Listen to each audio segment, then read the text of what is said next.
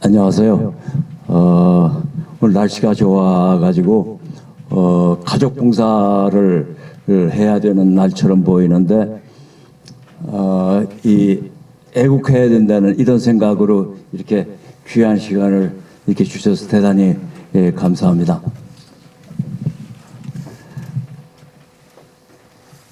저는 개인적으로 이 대학교 다닐 때 행동할 수 있는 지식인이 되었으면 좋겠다, 이런 생각을 했습니다. 단순하게 지식을 갖는 지식만 있는 그런 인텔리, 이거보다는 뭘 개혁하고 고칠 수 있는데 참여하는 행동하는 인텔리겐처라고 이렇게 얘기하는 그런 교수님의 말씀을 듣고 그런 걸 하고 싶다는 이런 생각을 가졌고, 그래서 학교 다닐 때는 농촌 활동을 한다든지 탄광에 대학교 4학년 때 도계 이런 탄광에 막장에 들어가서 잘은 모르지만 가서 그 경험한 이런 기억이 있습니다. 그래서 그렇게 쭉 지내왔었는데 지금 제 존경하는 이재춘 대사님께서 이제 제일 먼저 나라 사랑하는 외교관, 전직 외교관 모임을 이렇게 만들어서 문재인 정부가 잘못되는 게 너무 뻔하게 보이는 거거든요. 그래서 제일 먼저 이거를 성명서로 내자는 이런 깃발을 들었을 때, 야, 너무 훌륭한 일이다. 그래서 거기에 전 졸졸 따라다녔는데, 그 전부터 저는 그래요. 일본 과장도 제가 따라다녔고, 그 다음에 일본 정무참사관도 따라다녔고, 아주국장도 따라다녔고, 그냥 뒤만 따라가면 저는 편하게 지낼 수 있는 거예요. 그래서 그런 의미에서 우리 행동한 지식인으로서 우리나라가 위기에 처해 있을 때 우리가 멀리서 보기만 하고 이거 안 됐네 한탄만 하고 있을 게 아니라 우리가 아스팔트에 나갈 수 있으면 나가자. 그렇게 해서 적극 참여하는 그런 활동을 같이 했었습니다.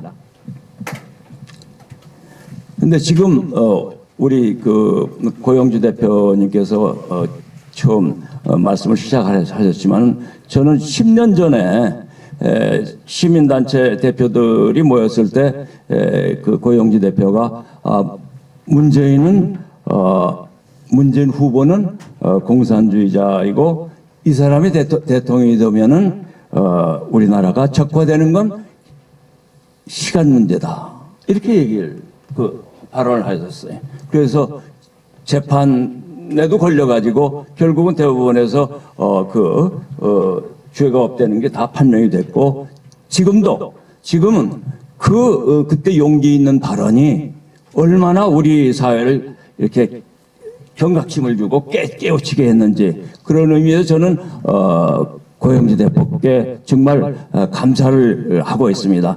여러분들 한번 좀 박수로 다시 한번.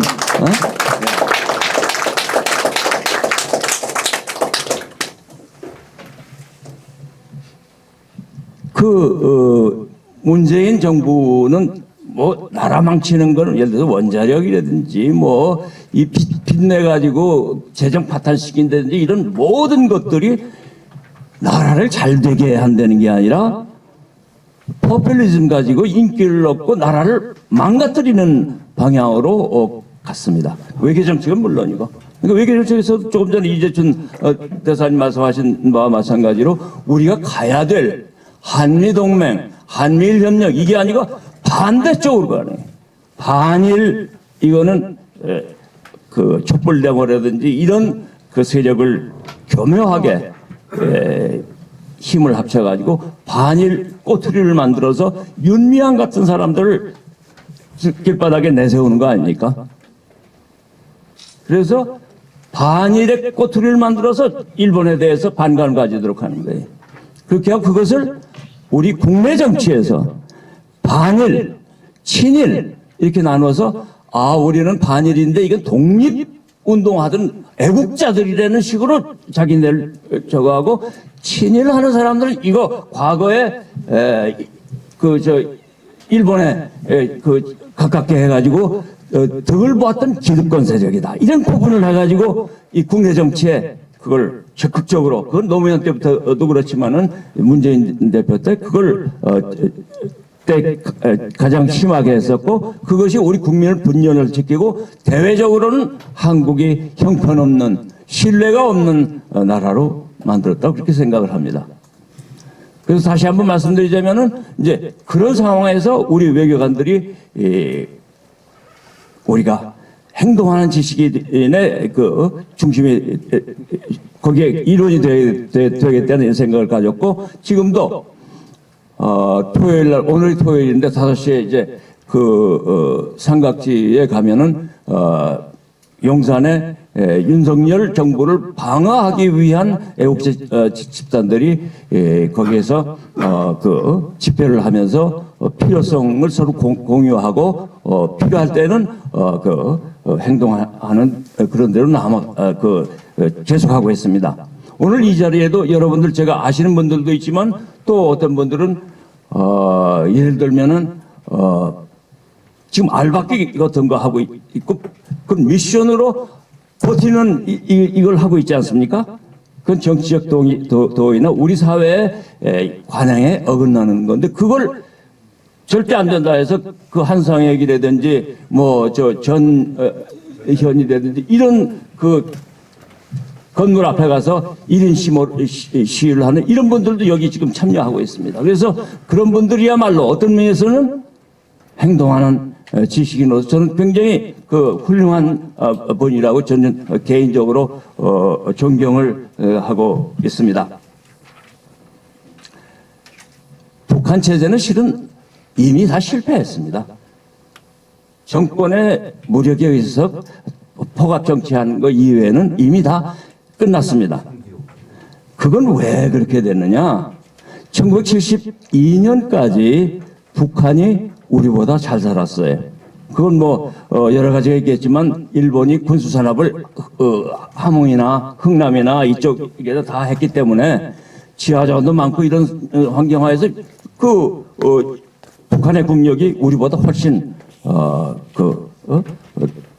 강했었죠. 그 72년을 전후로 해가지고 역전이 된 거였는데, 그게 왜 됐을까? 근본적인 거는 자유가 있느냐 없느냐, 그 차이라고 생각해요. 그래서 저는 이 고영주 대표가 이끄는 이 정당의 이름에 자유가 들어갔다는 건 굉장히 큰 의미가 있다.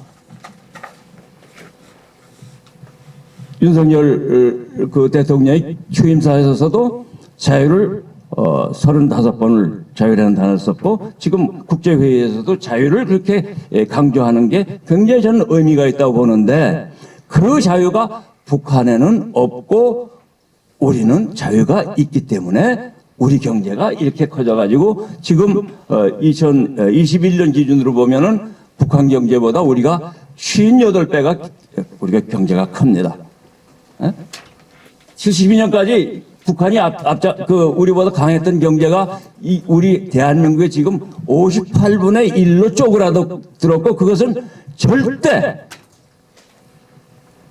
바뀔 수가 없어요. 그건 북한의 자유가 없기 때문입니다. 제가 동경에 우리 이재춘 대사 후임으로 정부 참석을 할 때, 그때 마침 저는 운이 좋아가지고 88 올림픽에 비수교국, 미수교국 사람들하고 만나는 그런 역할을 많이 했었는데, 그때 소련 외교관들을 만나서 거의 일주일에 한 번씩 보드카도 마시고 불고기도 먹고 이렇게 지낸 경험이 있는데, 헤어질 때 정이 들었어요. 근데 그때 그 사람들 속마음들을 얘기하는데, 소련은 가망성이 없다는 얘기를 우리한테 얘기를 했어요. 왜 그러냐? 자유가 없다. 다른 얘기로 하면은 이 소련 공산주의 체제에서는 일을 잘해서 상을 받는 거는 그건 관심사항이 아니라는 거예요. 아무리 잘했다 하더라도 10년, 20년 후에 일이 꼬일 경우에 그때 당해서 이거 어느 놈이 이거 시작한 거야? 하면은 그때 책임 추궁을 당하게 된다 이게. 예? 지금 그러니까 상 받는 거 자기는 원하지 않는다 이게. 책임을 지지 않아야 된다 이게. 그러니까 뭐 적극적으로 나라를 위해서 우리 뭐 소련 그때 국민들 위해서 살았는데 이거는 관심사항이 아니고 내가 책임을 지지 않아야 된다. 그러니까 구태여 뭐 다른 일 안 해도 가만히 자리만 지키고 있으면은 외교관일 경우에는 외국어 수당 주고 가족 수당 주고 뭐 주고 그래서 가만히 있으면 되는 건데 왜 내가 중불나게 좋은 일 한다고 하다가 나중에 책임지면 어떻게 되냐. 그건 절대 자기는 안 한다. 절대 안 한다 그렇게 얘기하더라고요. 그런데 북한 사회는 과거 소련하고 똑같아요. 그보다 더한 거예요. 제 후배 중에 금포신호에 경수로 건설을 하러 2년 동안 서훈이하고 같이 근무하던 후배가 있는데 그 친구한테 저는 북한을 못 가봐서 갈라고 그러다가 김일성 죽는 바람에 우리 못 갔는데 그래서 제가 북한 사회가 어떤 사회냐 하고 제가 쉽게 좀 얘기 좀 해달라고 그랬더니 선배님 북한 사회라는 것은 책임입니다. 책임. 모든 주민이 책임을 안 져야 된다는 거예요. 책임을 지지 않기 위해서 필사적으로 노력하는 사회입니다. 그렇게 얘기하더라고요. 네? 그 경제가 발전할 수 있겠어요? 그 결과가 지금 58대 1이 되는 지금과 같은 결과가 된 거라고 저는 생각을 합니다.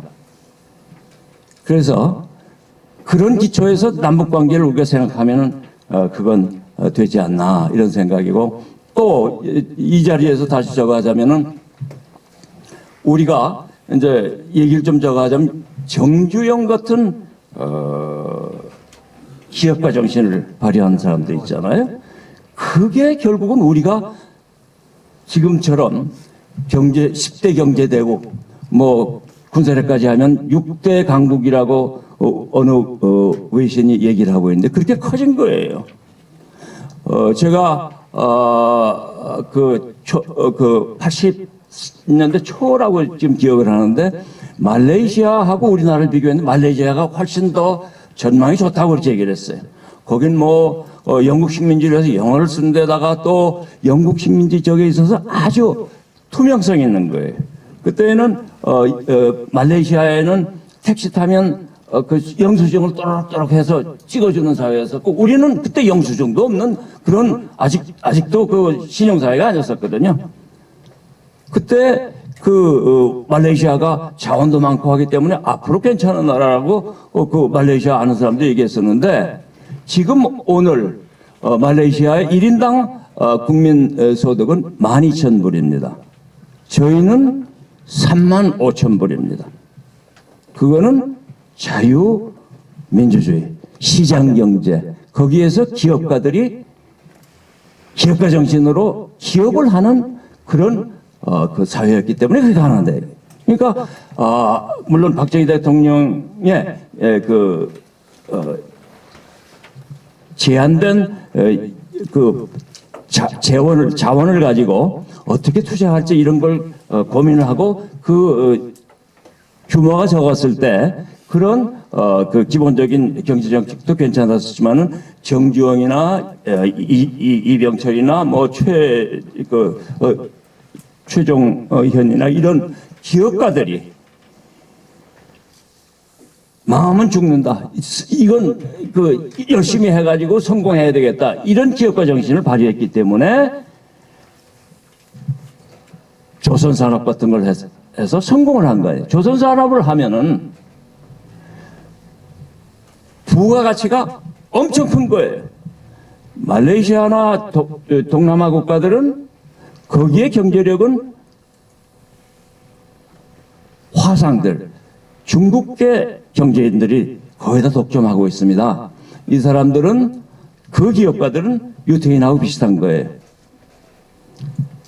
보석, 뭐 서비스 산업 이런 데에 투자를 하는 거예요. 소위 회임 기간이 긴 장치 산업에 대해서는 별로 관심이 없어요.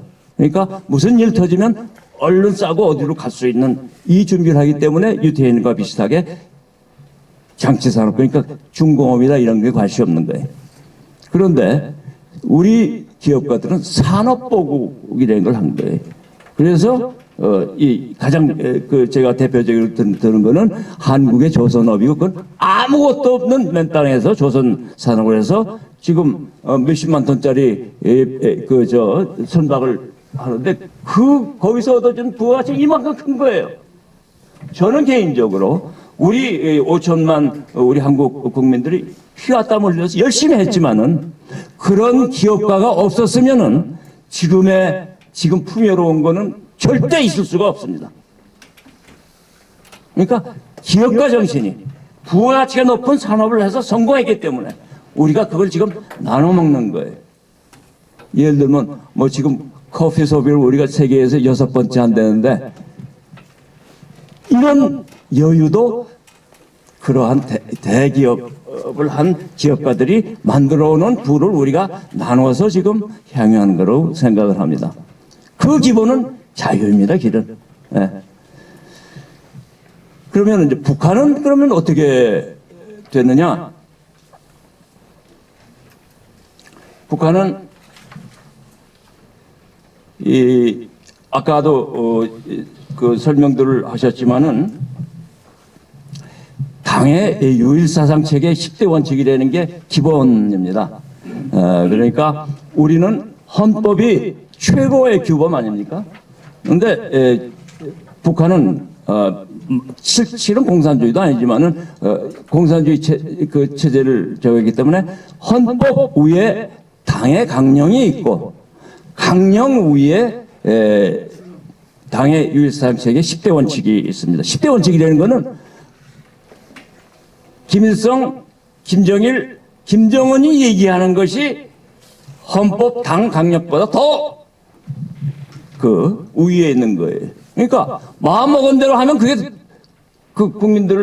주민들을 벌도 줄 수 있고 상도 줄 수 있고 이런 법치주의와는 정반대 통치를 하고 있는 거죠. 그래서 모든 주민들이 김일성 일가에 대해서 절대적인 충성을 하도록 요구하는 사회입니다. 그래서 그렇게 유지하기 위해서는 국민들은 바보를 만들어야 돼.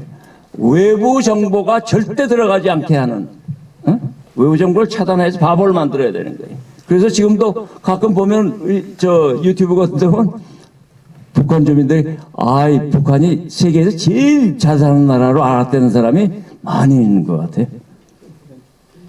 중국 와봐서 이제 북한보다 중국이 잘 사는구나. 또 조금 더 있으니까 중국 사람들이 한국이 더 잘 살다고 그러니까 남한이라는 데가 잘 사는구나를 그때 와서 깨닫는 사람들이 태반이라는 거예요. 그러니까 외부 정보를 철저하게 차단하는 거예요.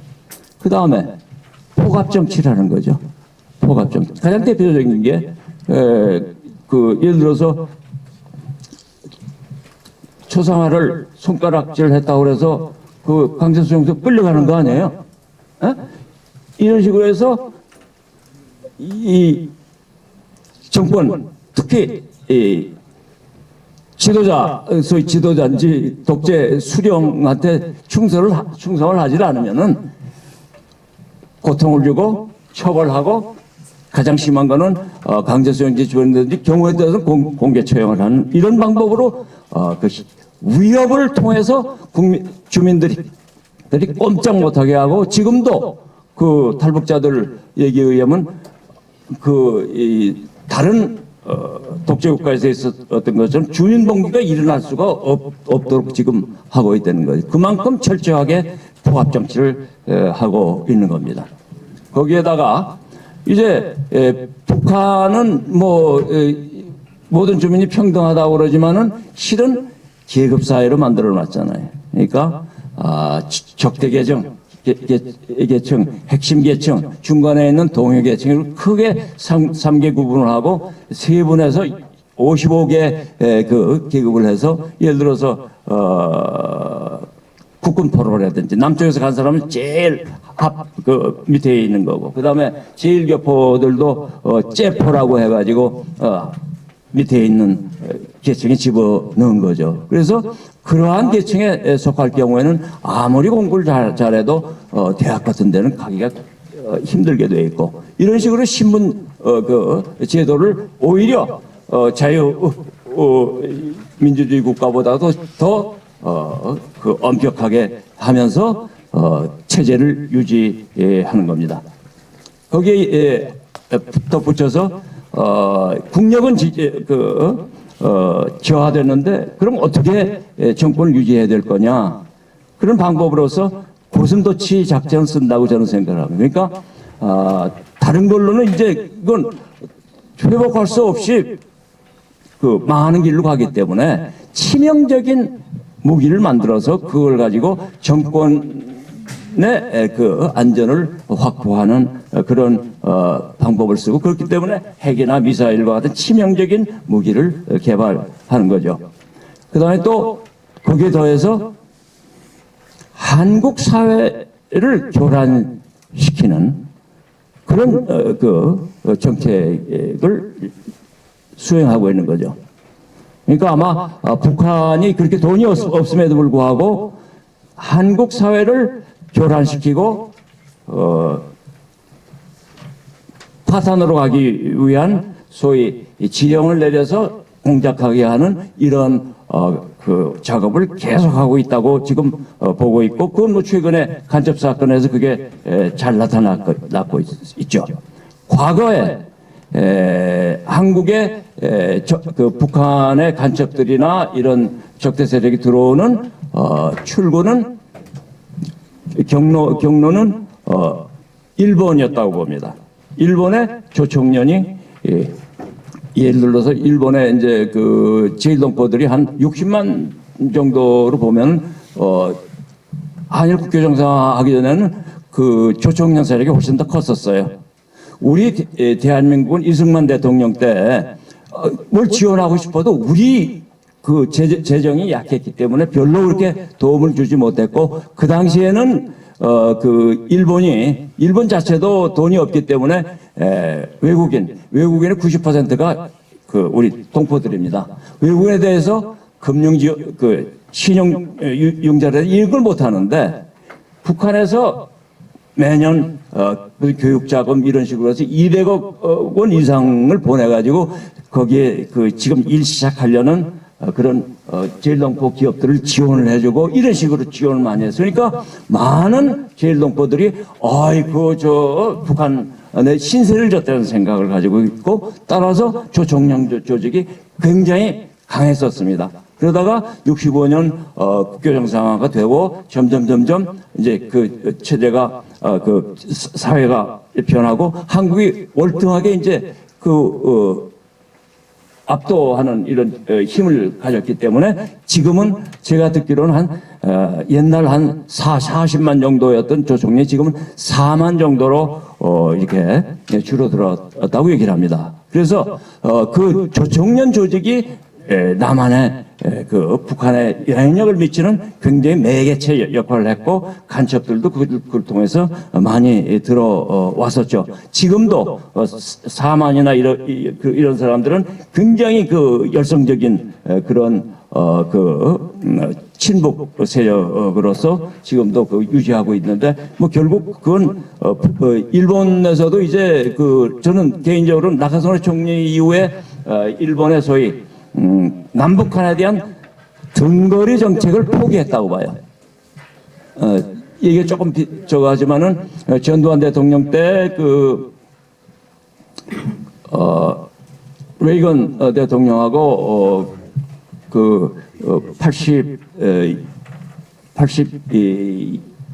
3년 1월에 전두환 대통령이 당선되고 그 처음 레이건이 당선되고 처음 국빈으로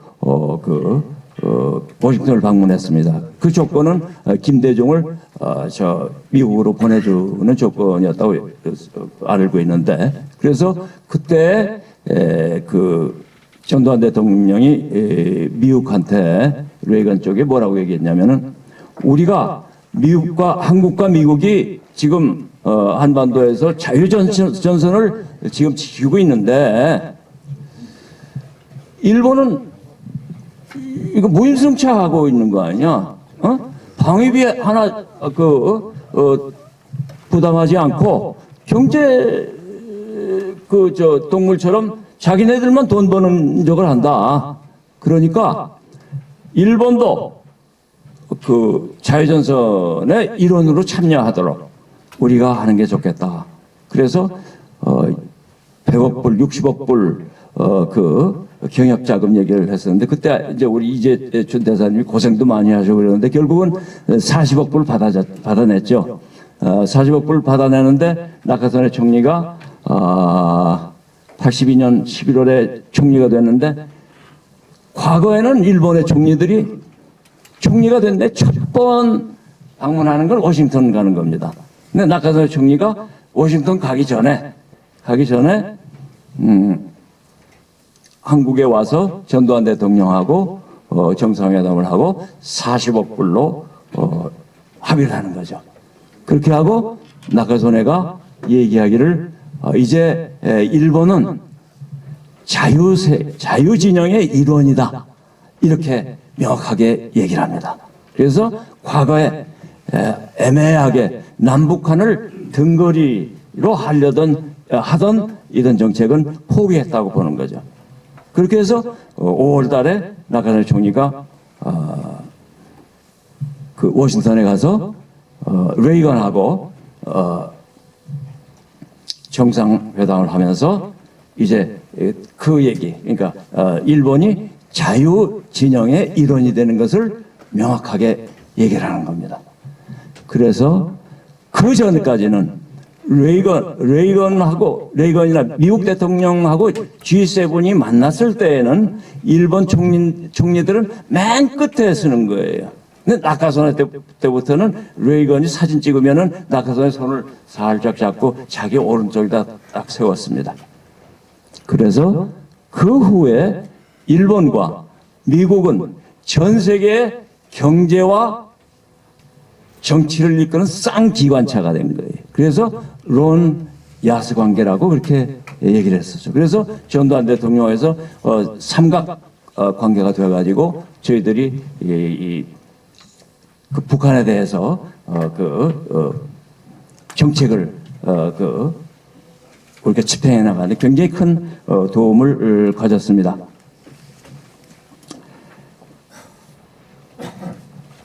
그런데 조금 다시 이제 본론으로 들어오면은 한국 사회를 교련하는데 조총련이나 이런 세력을 통해 가지고 이 한국 사회의 좌파를 충동을 해서 내세우는 게, 여러분들 많이 들어보죠. 북한 방송이나 아니면은 일본에 있는 조총련계 신문에서 하는 게 우리 민족끼리 하자고 그럽니다. 이제 우리는 우리 고유의 문화 민족적인 정체성은 있지만은 우리는 이미 다민족 다문화라고 그러고 다민족 사회가 되어가고 있는 거예요. 지금 앞으로 지금 우리 인구 절벽이 이미 시작돼 가지고 우리 경제를 유지하려면은 뭐 베트남의 여성들이라든지 또는 카자흐스탄이나 우즈베키스탄에 있는 우리 고려인이라든지 막 받아들여, 우수한 사람들은 어디서든지 받아들여야 되는 그렇기 때문에 우리는 이제 아주 국수주의적인 민족 관념에서 벗어날 때가 됐고, 이미 제 주변의 젊은 사람들도 그런 변화 현상을 제가 보고 있습니다. 그래서 그러한 의미에서 우리 민족이라는 것은, 이건 굉장히 우리가 일본에 대해서 독립운동을 할 때는 그건 필요했어요. 일본이 야마토 민족이라고 했기 때문에 거기에서 독립해서 우리가 제대로 나라를 만들기 위해서는 우리 한민족이 너희들하고 절대 지지 않는다는 이걸 가지고 우리가 우리 단결을 촉구할 필요가 그때는 있었지만 지금은 얘기할 필요가 없어요. 그걸 굳이 할 필요가 없는데 지금 북한의 대남 방송은 항상 우리 민족끼리를 얘기합니다. 그건 반대로 얘기하자면 우리 민족끼리 해야 되는데 왜 일본 놈하고 친해지느냐? 반일. 그 얘기는 반미로 가기 위한 단계가 반일 반미로 이어지는, 그게 우리 민족끼리는 반일 반미 하라는 메시지하고 일관 통하는 그러한 얘기입니다. 그래서 그런 관계에 있는데 지금 현재는 조금 전에 우리 이 대사님께서 말씀하셨지만은 미중 패권 경쟁에 이미 들어갔죠. 그래서 2049년 100년이 되면은 중국이 미국을 제끼고 제일 패권국가 되겠다고 얘기를 하는데 중국은 상당 기간 제가 보기에는 이제 북한 정권이 망하지 않게 노력을 할 것 같아요. 그러니까 아무리 중국이 도와준다 하더라도 북한 경제가 일어설 수는 없어요. 제가 보기에는. 그렇지만 정권을 망하게 해버리면 압록강하고 도망강까지 미국 군의 세력이 나가게 되는데 그거는 중국으로서는 도저히 그건 받아들이기 힘들기 때문에 그렇기 때문에 북한 정권을 유지시킬 거라고 저는 그렇게 생각을 합니다. 그러면 이제 제가 인권 쪽으로 제가 지금 현재 책임을 맡고 있는 것이 북한 인권 시민연합이라는 시민 단체의 이사장을 맡고 있습니다. 그런데 제가 통일원 차관을 할 때 통일을 하기 위해서는 우리가 누리는 인권이 인정되지 않는 그런 통일은 우리 5천만 우리 대한민국 국민은 그걸 용납할 수가 없잖아요. 그러니까 통일이라는 것은 인권이 우리와 똑같은 인권을 북한 우리 주민 동포들도 누리는 그런 통일이어야만 그게 가능한 거예요. 그렇기 때문에 저희는 그 당시 권옥이 부총리를 하고 작고하셨지만 그분하고 같이 하면서 한 2년 같이 통일 업무를 했었는데 그때 마무리하면서 통일원 장관 차관으로서 우리의 업적은 통일원에 인도 지원국을 신설하는 거다 했던 거다 그렇게 얘기를 했습니다. 그렇게 해서 하나원도 만들고 탈북민들이 여기 정착하는 법률도 만들고 이런 걸 했었어요. 그런데 이 인도 지원국이라는 게 정권이 바뀌어버리니까 그걸 아주 약체화시키 한 과단위로 줄여버렸어요. 북한 인권 문제 이건 핵 문제만큼 중요한 건데 좌파 정권들은 북한 인권 문제는 이거는 모르는 무시하는 이걸. 그러니까 좌파 정권의 기본적인 생각은 북한에 있는 우리 동포들의 민생이나 또는 자유, 인권은 전혀 관심이 없는 거예요. 북한 정권이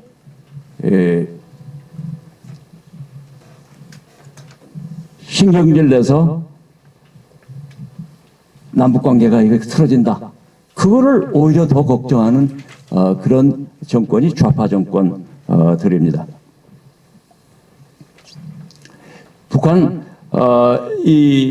북한의 적화 통일 정책은 당 강령상 그건 끊임없이 계속되고 있습니다. 그리고 북한 정권에 접근하는 방법은 조금 전에 말씀드린 나왔지만 볼셰비키적인 방법을 취하는 겁니다. 적과 통일을 하기 위해서 또는 정권을 유지하기 위해서 목표를 달성하기 위해서는 수단은 무엇이라도 다 정당화된다고 보는 거죠. 그게 우리 지금 좌파가 하는 거 아니에요? 그러니까 우리 좌파에서 자기들이 목표를 달성하기 위해서는 수단은 선전, 선동, 거짓말 시켜도 다 괜찮다고 보는 게 다 일관되는 볼셰비키적인 생각입니다. 그건 뭐 최근 이제 창원 충북 간첩단 사건에서도 그런 게 다 이제 나오고 있는 거죠. 여기에서 이제 그런 다시 리피트 됩니다만은 이 북한은 기본적 자유와 인권을 철저하게 무시하는 겁니다. 96년에 그 노벨 경제학상을 이렇게 받으신 분이 계세요.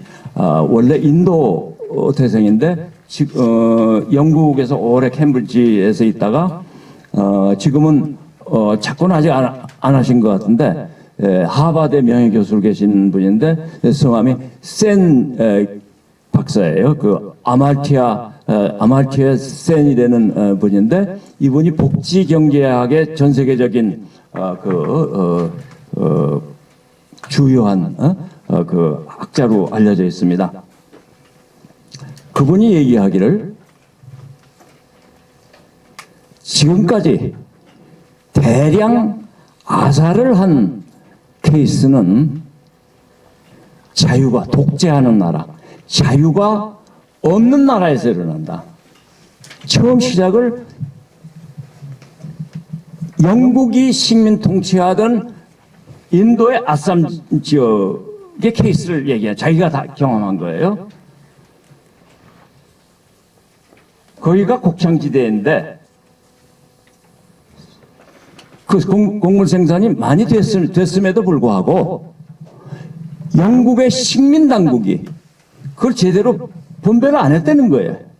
그래서 아사 사태가 몇십만이 굶어 죽었다는 거예요.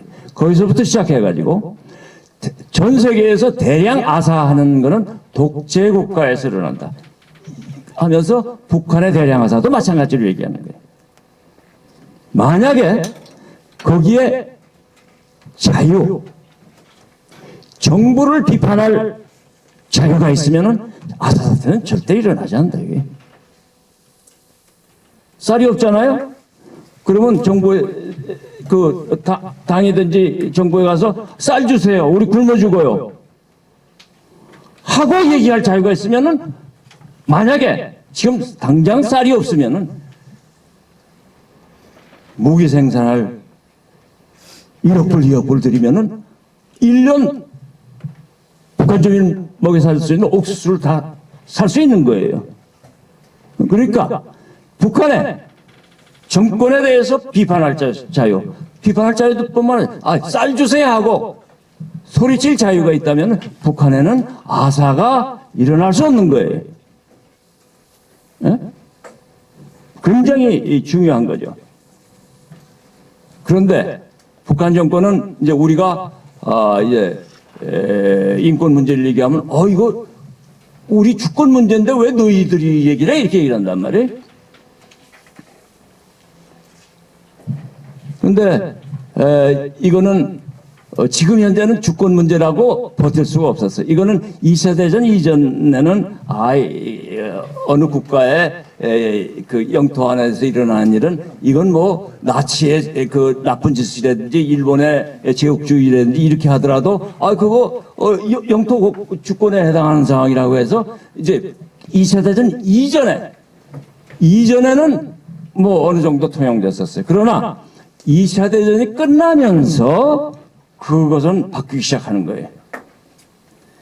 유엔 헌장 1조에서 유엔이라는 게 생긴 게 독일이나 나치 독일이나 일본이나 그 이태리 같은 추축 국가들이 2차 대전을 일으켰고 전승국들이 모여가지고 이 유엔 헌장을 만들었는데 거기에서 인권을 유엔 설립 목적에 하나로 세 가지 목적 중에 하나로 삼았습니다. 하나는 유엔이라는 것은 평화를 유지하는 거다. 그 다음에 경제 발전을 하도록 협력하는 거다. 세 번째가 인권을 보장하는 게 우리 유엔의 목적이다. 해가지고 인권 개념이 점점 이렇게 발전하기 시작한. 과거 그 2차 대전 이전에 그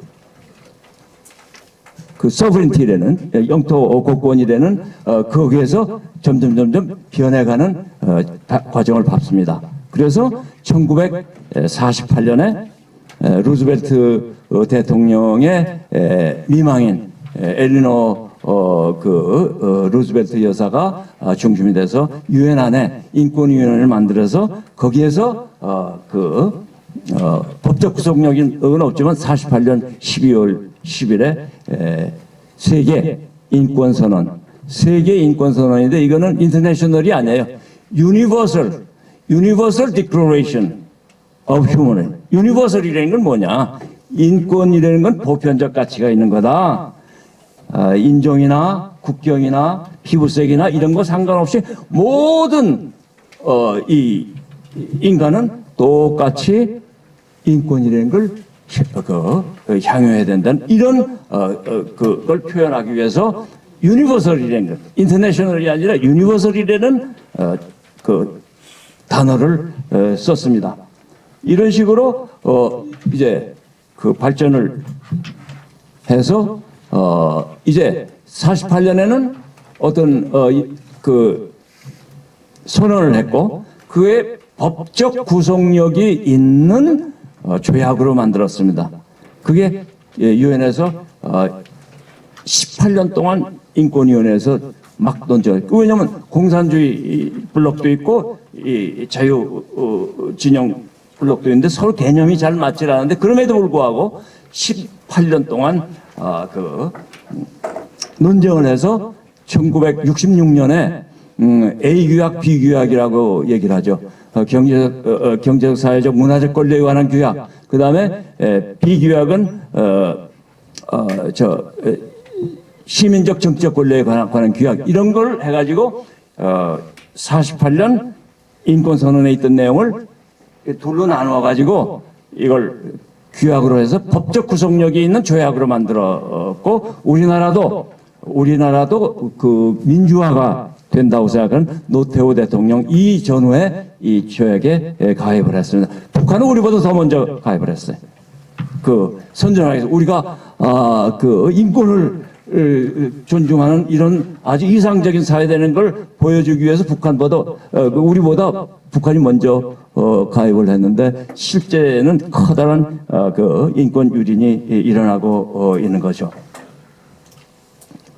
그러다가 2005년에는 R2P라는 그런 개념을 또 이제 국제사회에서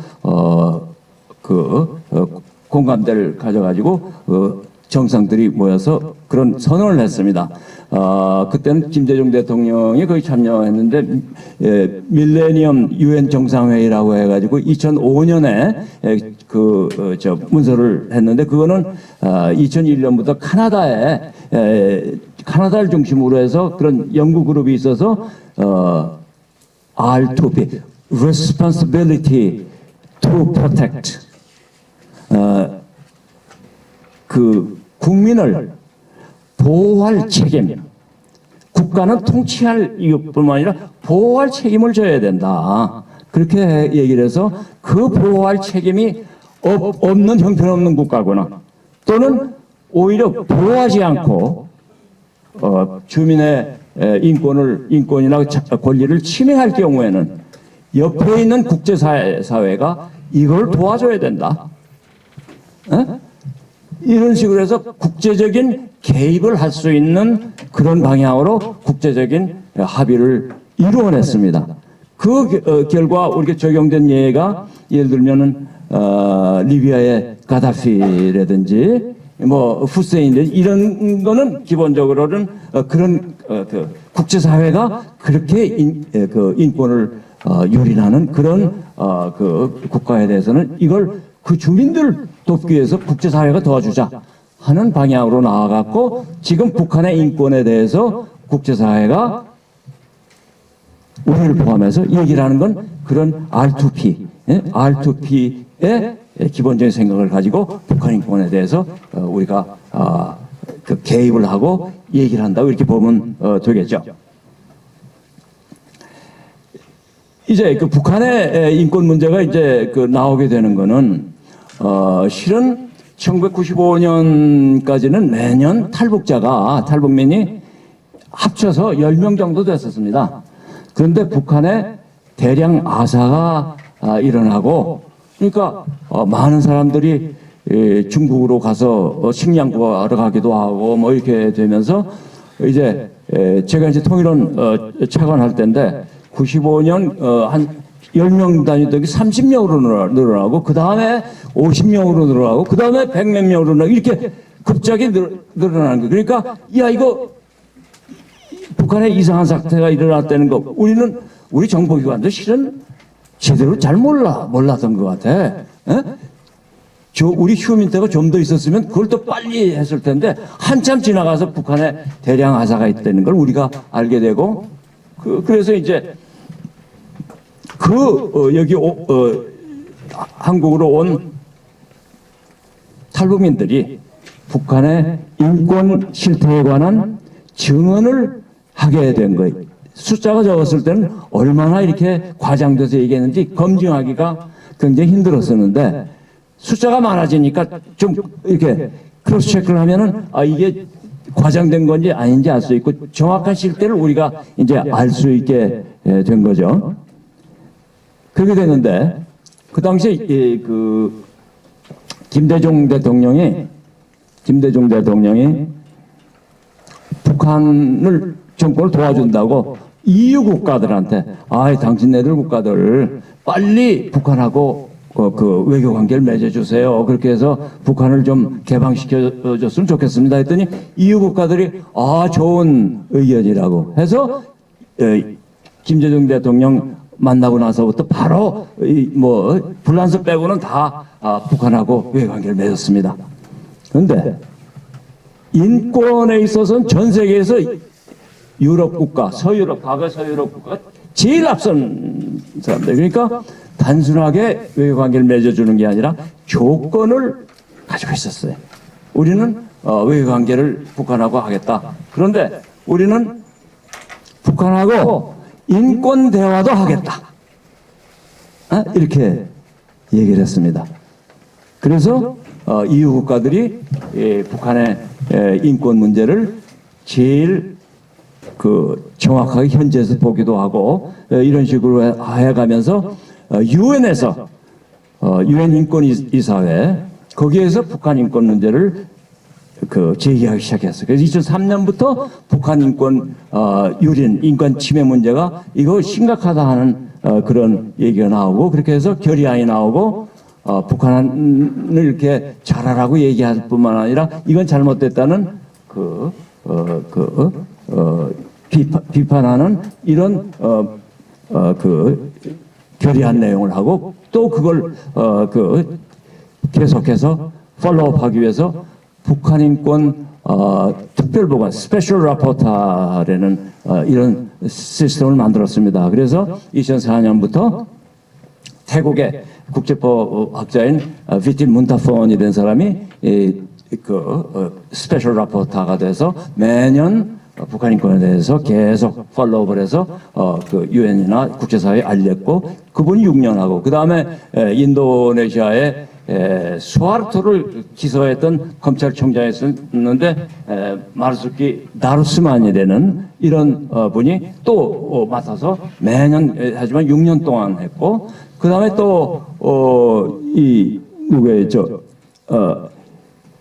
그렇게 해서 6년 동안 하고 그 다음에 토마스 킨타나라라고 하는 남미의 변호사가 또 이제 6년을 하고 이렇게 했어요. 그렇게 하다가 이거 너무 이게 이 북한 인권 문제를 너무 이렇게 약하게 하는 거 아니냐. 그렇게 해서 이제 저희를 포함한 많은 사람들이 박선영 같은 사람들이 중국대사관 앞에서 12일간 단식 투쟁도 하고 막 이렇게 해가지고 우리 시민단체들이 UN 인권 최고대표를 만나서 이 문제 좀 해결해 주세요 요구를 해가지고 2013년에 북한인권조사위원회를 만들어 커미션 오브 인콰이어리라고 해서 북한 인권을 조사하는 위원회를 만들어서 이 위원회는 마이클 커빌에는 호주의 대법관 출신, 그 다음에 조금 전에 말씀 인도네시아의 그 마르수키 다루스만, 그 다음에 불가리아의 그 인권운동가였던 소냐 비셀크라는 이런 세 사람이 위원이 되고 또 그걸 지원하는 그 제네바에 있는 전문가들이 한 10명 정도 이렇게 붙어가지고 한 1년 동안을 열심히 그 북한 인권 유린 상태에 대해서 종합적인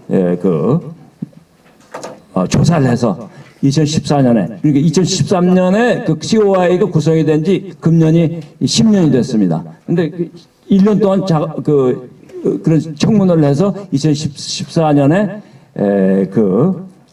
종합보고서를 냈어요. 한 300여 페이지 되는 종합보고서인데 결론은 북한에서는 광범위하고도 조직적이며 아주 심각한 인권 침해가 일어나고 있다. 이것을 행하는 정권 책임자, 이건 김정은을 얘기하는 거죠. 이건 국제형사재판소에 보내야 된다. 이렇게 결론을 내렸습니다. 그래서 북한의 인권 문제는 이제 국제사회에서 심각한 반인도적 범죄로 돼 있고 이거를 국제사회에서 이걸 규탄하고 이걸 제재하기 위한 노력을 한다는 국제사회의 합의가 이루어진 것이라고 볼 수가 있습니다. 그래서 이제 마지막으로 이제 요약해서 앞으로 이걸 어떻게 해야 될 거냐? 아까 말씀드렸듯이 북한에는 자유가 없고 정권은 외부 정보를 차단하기 때문에 이걸 뚫는 걸 우리가 일체적으로 해야 되겠다. 그래서 이제 국민통일방송이라고 있습니다. 과거에 주사파에서는 전향해가지고 대북 방송을 주로 하고 있는 이광백이라는 사람이 지금 현재 책임을 맡고 있는데 국민통일방송에서 여러 가지 살복민들의 서베이를 해가지고 내놓은 결론 중에 하나가 이제 정보 자유를 우리가 북한 주민들도 향유할 수 있도록 우리가 노력하자. 그렇게 얘기를 해서 그 중에 이제 라디오 방송을 지속적으로 하자. 실은 지금 북한에 전력이 모자라가지고 죄밍이 잘 안 된대요.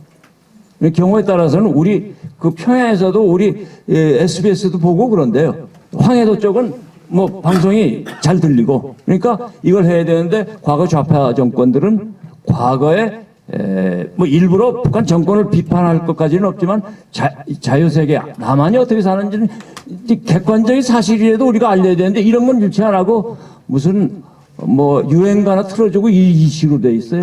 그리고 예를 들어서 KBS 같은데 옛날 30명이 하던 걸 그걸 절반으로 줄여서 제대로 프로를 만들 수도 없게 이렇게 만들었어요.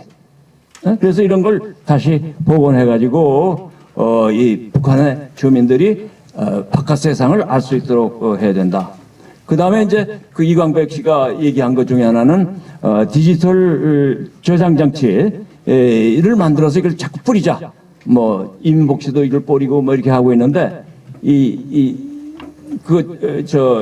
저장 장치를 해가지고 이제 저쪽 압록강 두만강을 통해서 장산을 통해서 보내기도 하고 아니면 우리가 풍선을 통해서 보내기도 하고 그래서 그동안은 어느 정도는 북한 주민들도 그걸 풀어볼 수 있는 이런 장치들을 갖고 있는 가정들이 있는가 봐요. 그래서 이걸 보내서 남한에 뭐 무슨 텔레비 연속극도 보여주고 이런 정보가 막 들어가게 하는 이런 것들을 많이 했으면 좋겠다. 그리고 앞으로 과제지만 제 생각 중에 하나는 한 1불짜리를 만들어서 북한에 들을 수 있는 이런 그래서 인공위성에서 바로 하면은 죄밍 거기도 안 걸리고 북한 주민들이 훨씬 빨리 바깥 세상을 알 수 있지 않느냐. 이런 것들도 우리가 개발했으면 좋겠다. 이런 생각이 듭니다. 그래서 그렇게 해가면서 저는 최근에 하고 있는 거는 북한인권 시민연합이라는 시민단체 96년부터 시작을 했는데요. 거기 이사장을 어떻게 이제 제가 맡게 됐어요. 박범진 전 의원이 하시다가 제가 이제 맡게 되는데 거기에서 중요한 건 북한 인권 전체적인 것도 이제 국제사회에 알리는 최초의 기관이었었는데 여기에 와 있는 3만 5천 명의 탈북민들이 여기에 빨리 정착을 해서 여기서 성공하도록 우리가 좀 지원을 했으면 좋겠다.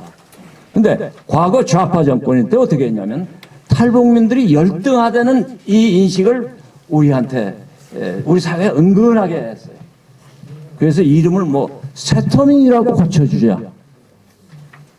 제가 그 탈북민들 만나서 얘기할 때는 탈북했다는 게 왜 그게 수치스러운 거냐?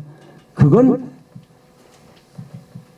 용기 있는 자유의 투사다. 그러니까 자긍심을 갖고 여기 와서 부족한 거는 정부나 우리 그 시민단체 지원을 받아가지고 빨리 정착하는 게 좋겠다. 이런 얘기를 하고 있는데 이 탈북민들이 한국 사회에서 빨리 그동안 성공한 사람들도 있어요.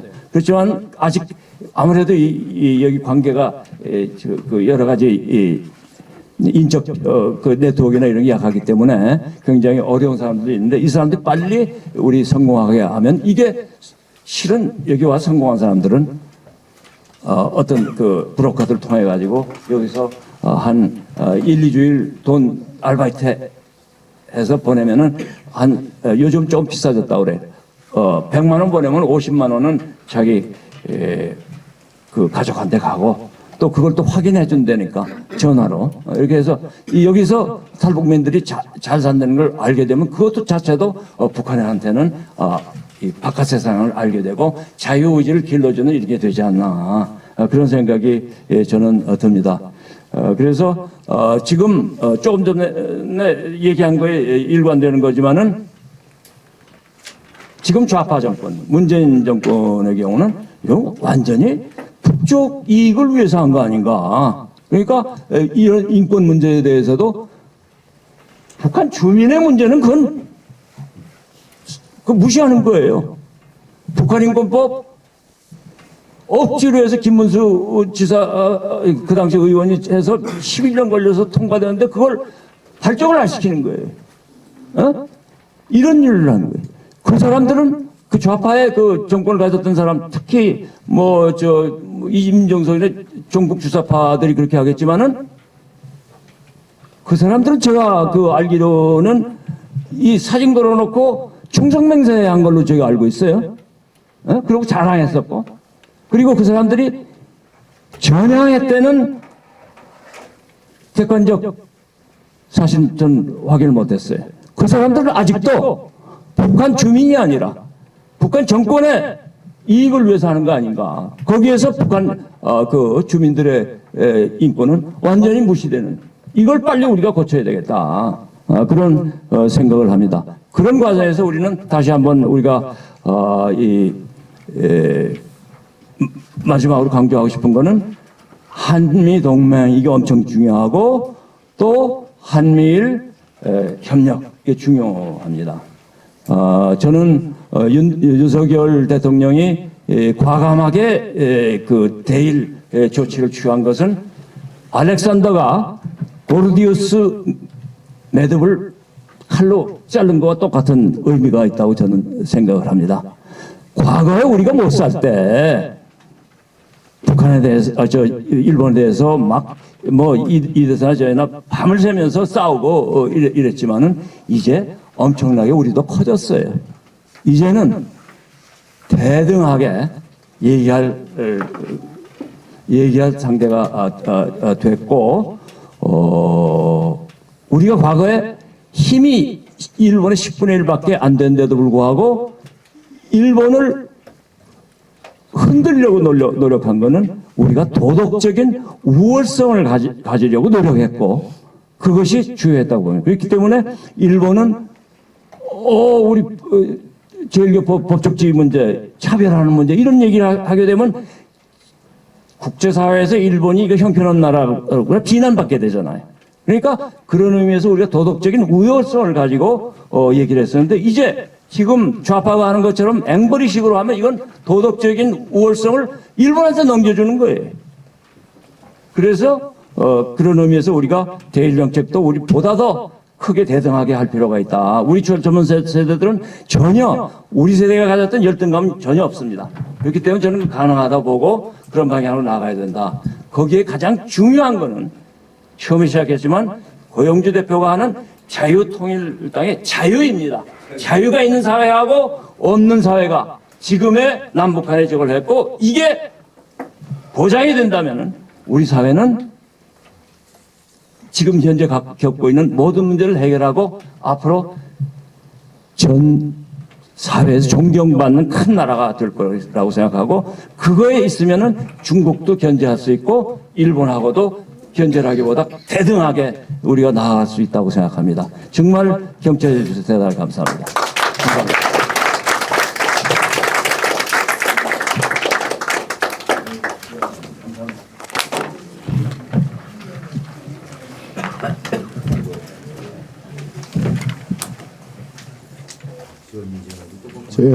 이제 두 분에 대해서 질문을 좀 하실 수가 있습니다.